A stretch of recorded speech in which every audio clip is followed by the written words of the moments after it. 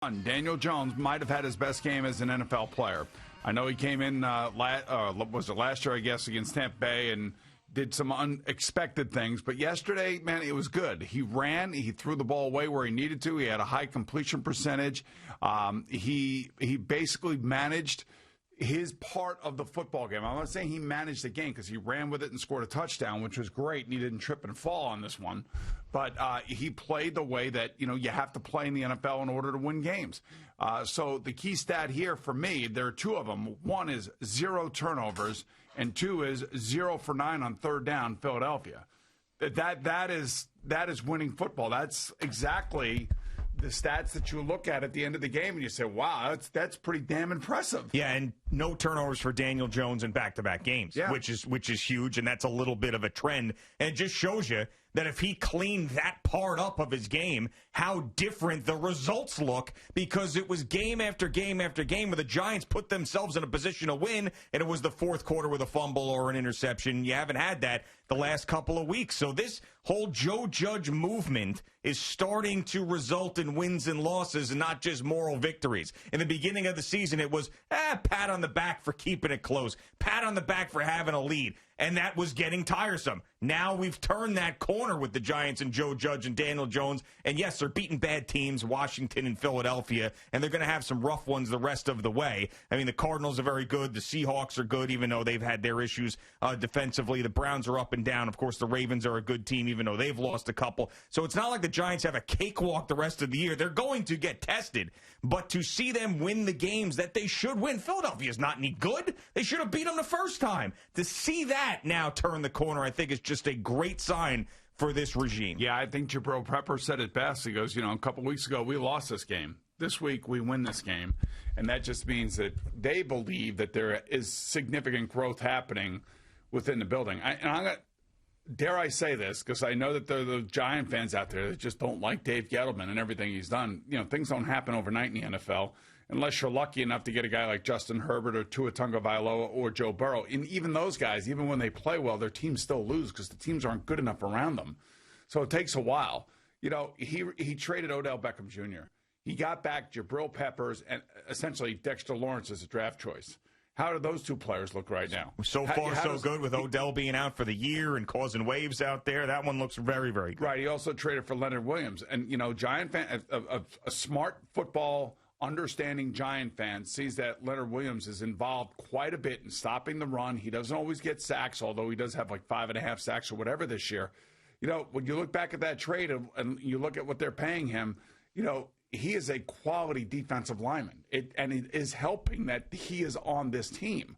That's another trade that Dave Gettleman made. He brought in Bradbury as a defensive back. That is another player that he brought in that was, high profile. And not every decision is going to work. They're going to be the DeAndre Bakers of the world.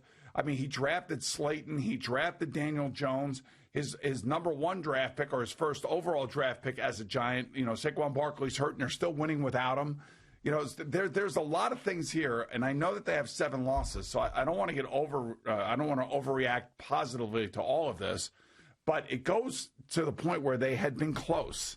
They had been close in all these games. And you just said it. If Daniel Jones cleaned up his game, then maybe they win 2 or 3 other of those games that they lost.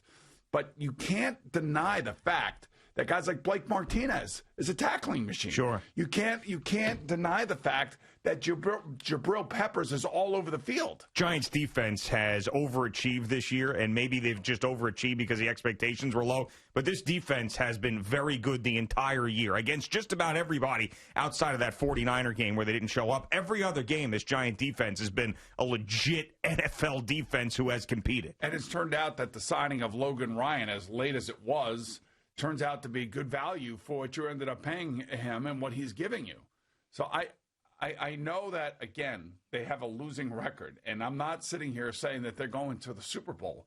But what I'm saying, and I think we've been saying it all year long, that you like what you see from a Joe Judge coach football team. You like how they play. You like how they actually come to play no matter what their record is, and it seems like they like their coach. And you like what he did with Golden Tate, and he made an example of him last week that was like a layup for him. It was like the perfect situation for Joe Judge. It was like Adam Silver and Donald Sterling. Yes. It just came across your plate at the right time. Perfect. And, you just gave me something that's going to make me look like I'm in charge in here, and you're either going to follow my way or you're going to be out of here. And to Golden Tate's credit, he took the punishment.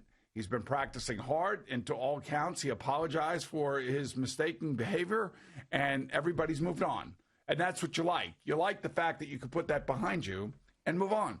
So, I don't know. That's 2 weeks in a row where Daniel Jones has played a significant role without throwing an interception, without fumbling the ball. He's had high completion percentage.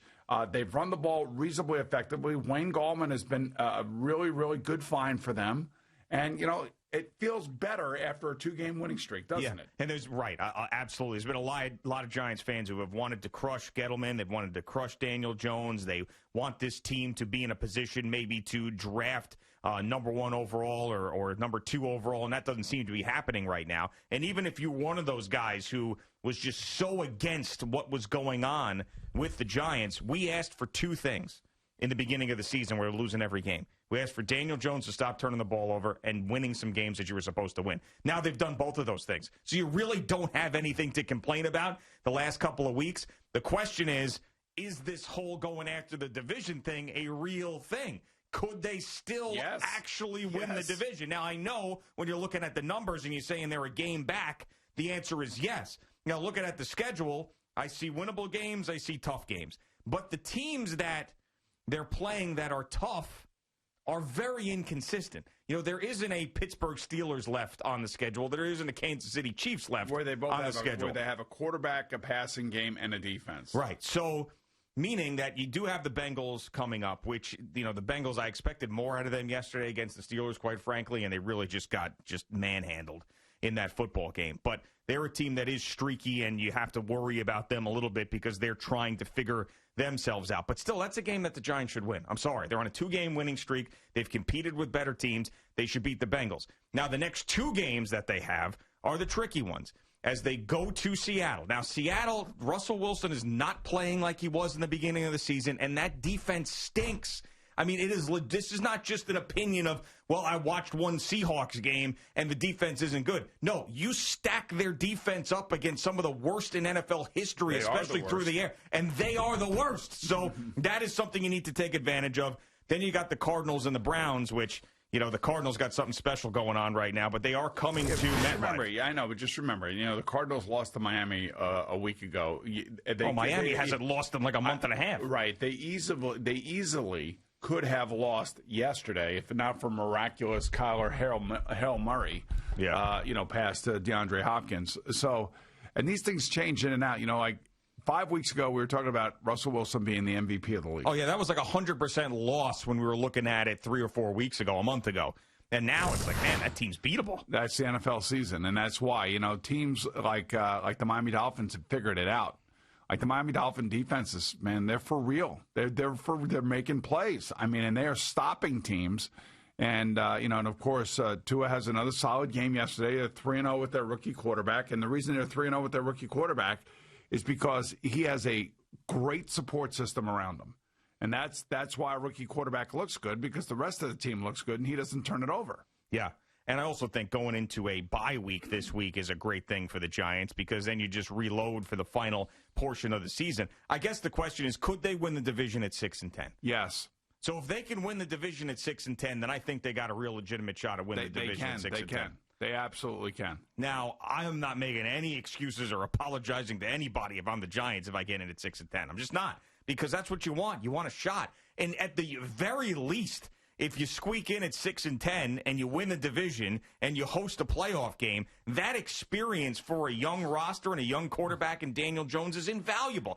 Even if you get your ass kicked, to be able to be in that situation, to me, is like a resume builder that you would never, ever think that they would have an opportunity to have in 2020, and they might just get that. So if we get to the end of the season without any hiccups, without any losing any weeks of play or any of that other stuff, they will host, most likely, I'm trying to think, 1 through 7, they will be number 4, and they will host number 5. And that number 5 team could be an NFC West team, or it could be like the Minnesota Vikings.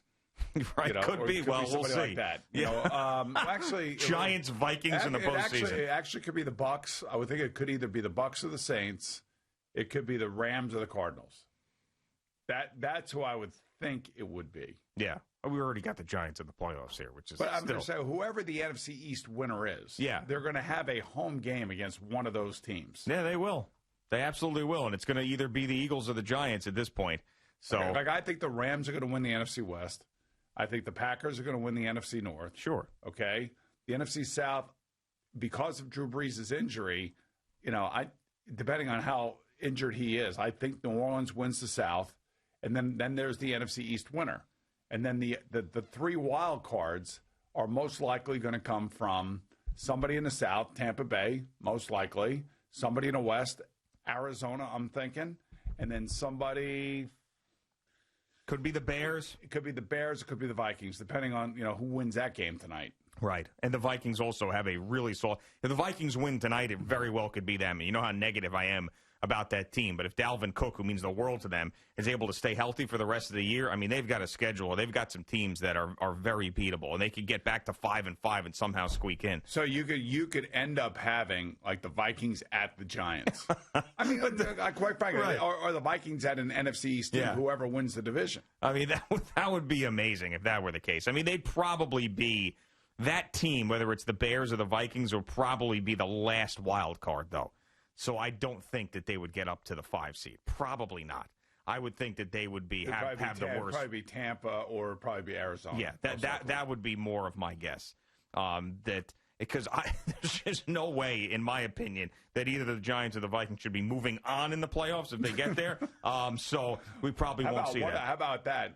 If it turned out to be one of those two teams, one of those teams would move on into the playoffs. Two teams that we were talking about getting Trevor Lawrence in addition to the Jets not that long ago. So it's a crazy, wacky season, and the Giants can benefit from this. They really can. Are you out of your knockout pool? No. All right, so did you pick a team yesterday? I did. Did you take the Green Bay Packers? I did. And were you sitting there watching that game going, oh, my God? Yeah, I was. I was not as nervous. See, I had just gone through a really, really painstakingly anxious week the week before. So my calluses had been built up from that because I took the Steelers the week prior against the Cowboys. So I had just been through hell. So when this game was going that way, I kind of didn't panic early, and I felt okay about it. But, yeah, so now there's also a second chance pool. So I'm in 2 pools now. So I had the Saints in one, and I had the Green Bay in the big one. And, I went down there to make my pick yesterday, and I was like, I'll make my pick. I'm going to grab, like, a healthy salad on the way home, watch the game at home. A healthy salad on the way home? Good, very good. Well, that's what I said I was going to do. Okay. And then I ended up making the pick and staying there, ordering wings and drinking and watching the Giant game, so it didn't really work out. It's tough, man. You show up at a place like that, everyone wants to talk to you, everyone wants to buy you a drink. Next thing you know, I'm talking knockout pool with people, and then I'm like, all right, well, I might as well just stay. Did you get your hair cut? No, I did not. No. I feel like you got the top of your hair trimmed. I did not. Okay. No. All right. No, I just maybe patted it down a little bit more. Maybe it's just the makeup or something. Yeah, no, I did not get the haircut yet. Okay. I will. I'm going to get the sides trimmed, but the back is going to remain the way that it is. It's good to have makeup back, I tell you that much. 100%, yeah. Well, you definitely trimmed your beard. I did not do that either. You don't look I don't know, for some reason, you just don't look as hairy as you did last week. And by the way, I do my CBS Sports Minutes and my call into WEEI in the Mike Francesa studio. Sure. Place a pigsty. It's an absolute pigsty. Absolute pigsty. They got food all over the place.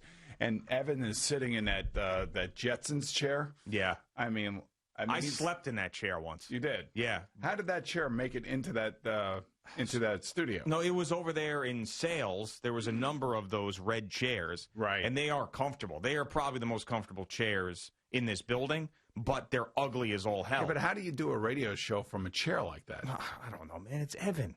Like Evan, it's like he's all snuggled up in his Jetson chair. That is a comfortable chair. I was able to take. I try to sit in it. It's like really low to the ground. Well, he's got it low to the ground, but if you got it at a normal height, it is very comfortable. And there's red ottomans that go with those chairs too. So one day when I had to drive in here early because of a snowstorm last year, I laid back in that comfortable red chair with the ottoman, passed out for a couple hours because I got here at midnight. So it's a great chair. I mean, Jerry's got to do his part of the program over in that studio, obviously. Right. Yeah. And, he can take us through, like, just the filth that's over there. Yeah, I saw dumplings being ordered on Friday. And there's all sorts of crap in there. Lots of stuff. Yes. But Craig did mention it's a lot easier to get the food that he wants in the afternoon than it was at like 5 o'clock in the morning. Trying to find a place that gives you all sorts of dumplings at 4 or 5 o'clock in the morning, a lot harder than 2 in the afternoon. I would think he'd want a lot of food. Yeah. Thank you for watching. Please like, comment, and subscribe. And don't forget to hit the red bell so you're notified when we have new content.